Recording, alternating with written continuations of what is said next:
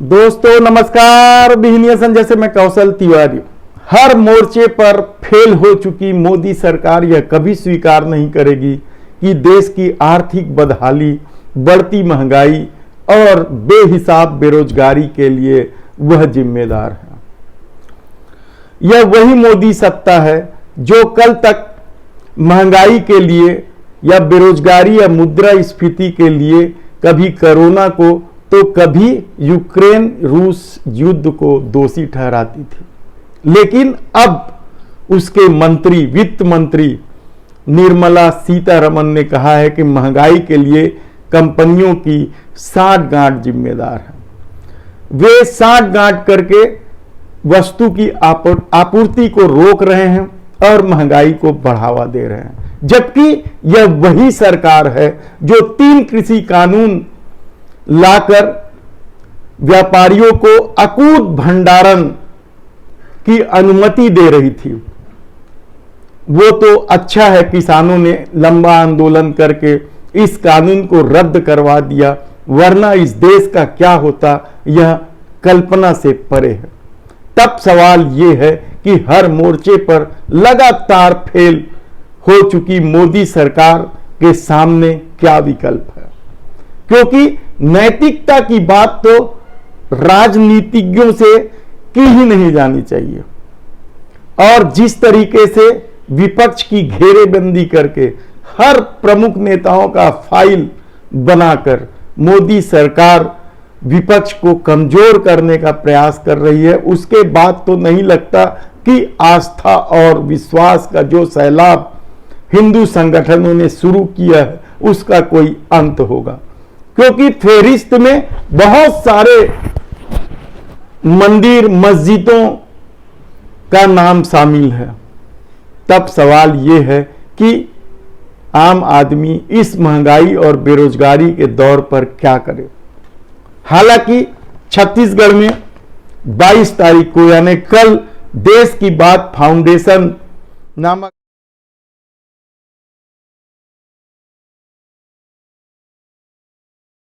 संस्था ने संयुक्त रोजगार आंदोलन समिति के बैनर तले 200 से ज्यादा संगठनों के साथ एक कार्यक्रम का आयोजन किया है। वे रोजगार के लिए एक रोड मैप तैयार करके मोदी सत्ता को सौंप चुके हैं कि कैसे इस देश में बेरोजगारी का संकट दूर किया जा सकता है। हालांकि मोदी सरकार ने जिस तरीके से देश को टुकड़े में बेचने की कोशिश की है या सार्वजनिक क्षेत्र की कंपनियों को लगातार बेच रही है, उसके चलते रोजगार में कमी आई है। निजी क्षेत्रों के दखल की वजह से भी रोजगार में कमी आई है और कोई नए साधन या कोई नए संसाधन रोजगार के मोदी सरकार बना पाएगी यह दिखाई नहीं दे रहा। तब देश की बात फाउंडेशन का यह प्रयास निश्चित रूप से मोदी सत्ता के लिए क्या दुविधापूर्ण होगा। आने वाले दिनों में यह लड़ाई तेज होगी, क्योंकि बेरोजगारी का संकट जिस तरीके से खड़ा हुआ है और जिस तरीके से रिपोर्ट आ रही है कि करोड़ों लोगों ने तो रोजगार की उम्मीद भी इस मोदी सरकार से छोड़ दी है। तब देश की बात फाउंडेशन के पदाधिकारी जिस तरीके से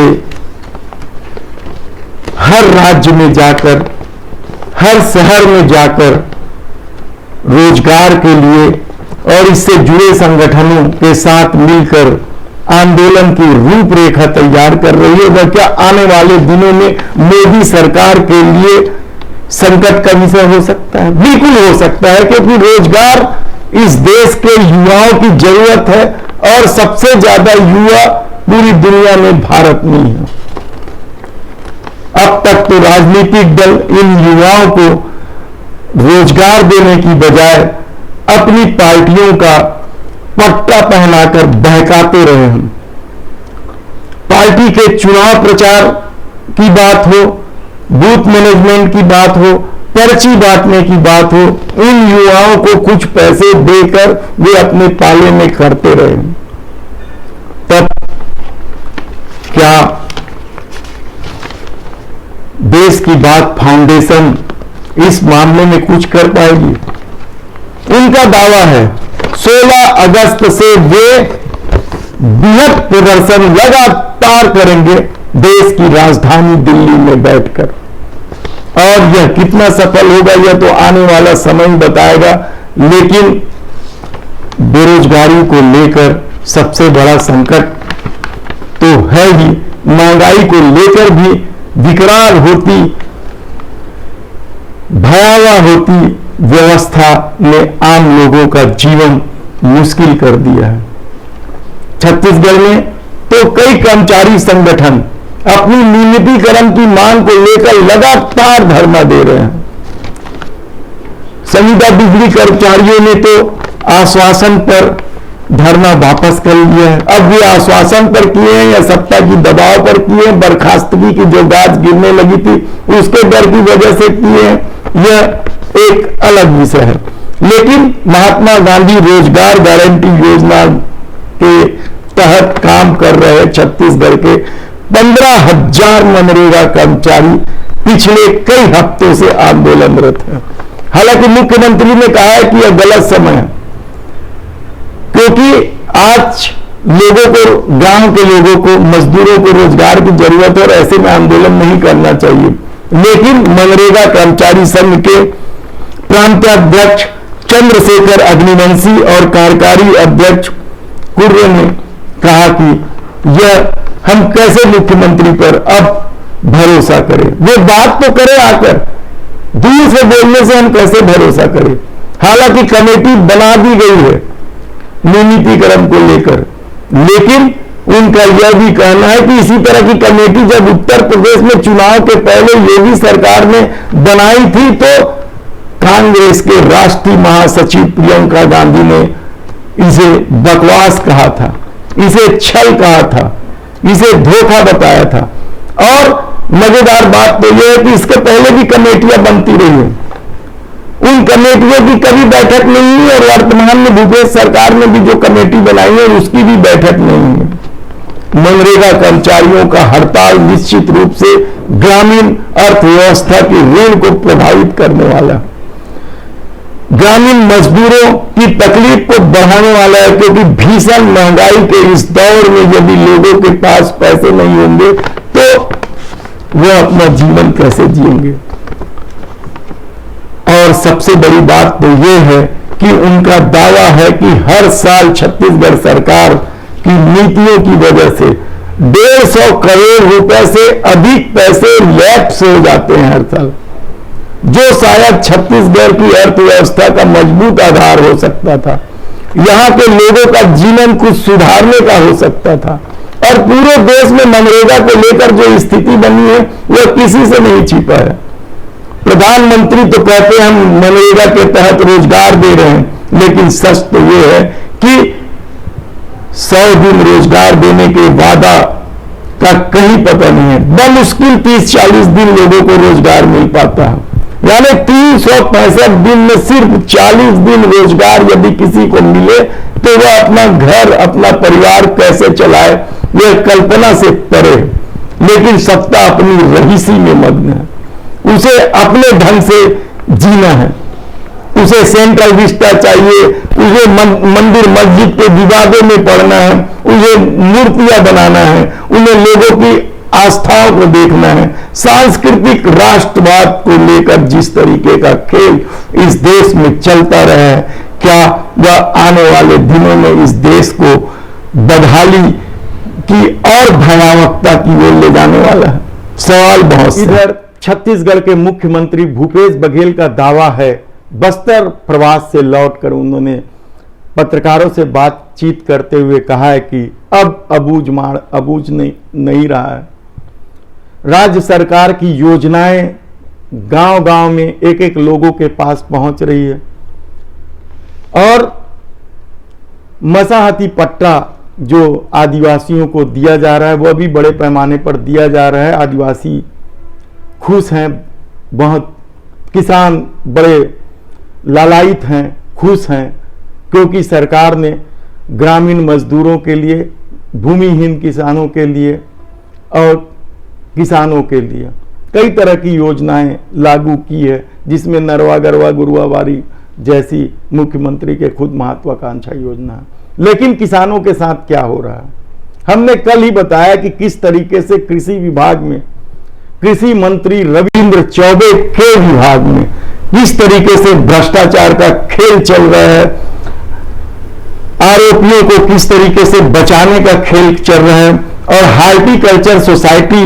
में किस तरीके से किसानों के साथ छल किया जा रहा है। यह भी बड़ा जिम्मेदारी के साथ हम कह रहे हैं कि यह बहुत बड़ी जांच का विषय है, क्योंकि इस खेल में director Mahadeshwar, deputy director Chaturvedi और एक ठेकेदार सप्लायर जो चीनी माल को बेच रहा है इंडियन माल बनाकर एकदम मापदंड के से एकदम कमजोर, इन तीनों के साथ गांठ में किस तरीके से हार्टिकल्चर में खेल चल रहा है, और इसकी जानकारी ऐसा नहीं है कि मंत्री को नहीं होगा, निश्चित रूप से होगा, क्योंकि वह सप्लायर मंत्री के बंगले में भी देखे गए हैं, मंत्री के प्रमुख लोगों के साथ उनकी चुगलबाजी सब लोगों ने देखी है, और वे डायरेक्टर से लेकर डिप्टी डायरेक्टर चतुर्वेदी तक उसके घेरे में है। तब सवाल यह है कि मुख्यमंत्री यदि एक तरफ किसानों के हित को लेकर नई नई योजना ला रहे हैं, तो दूसरी तरफ जिस तरीके से सप्लायर और अधिकारी के साथ गांठ से किसानों के साथ छल किया जा रहा है, क्या वह रुकेगा? सवाल बहुत से हैं। हम एक एक घपले घोटाले का विस्तार से चर्चा करेंगे, और आप यह हैरान हो जाएंगे कि एक एडीएच पर तो इतना दबाव पड़ा कि उसने अपने रिटायरमेंट के आखिरी दिन करोड़ों रुपए की स्वीकृति दे दी, और इस सदमे में कहते हैं कि उनकी मृत्यु भी हो गई। एडीएच लोग दबी जुबान से कह रहे हैं कि डायरेक्टर फोन कर देते हैं कि सप्लायर को ही काम देना है। यह सब साठ-गांठ चल रहा है, देखना है कि इस साठ-गांठ का क्या दुष्परिणाम निकल रहा है और मुख्यमंत्री इसे किस तरीके से संज्ञान में लेते हैं। इधर वरिष्ठ पत्रकार सनत चतुर्वेदी के अर्धविराम नामक किताब के प्रकाशन के बाद महासमुंद की होनहार पत्रकार और अपनी भाषा शैली को लेकर हमेशा ही चर्चा में रही, अपनी तरफ ध्यान अपने खबरों से खींचने वाली उत्तरा विदानी की किताब उमा का भी प्रकाशन हो गया है, और यह ऑनलाइन भी उपलब्ध है।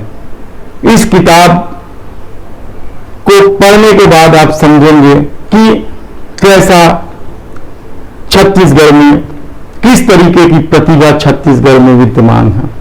धन्यवाद।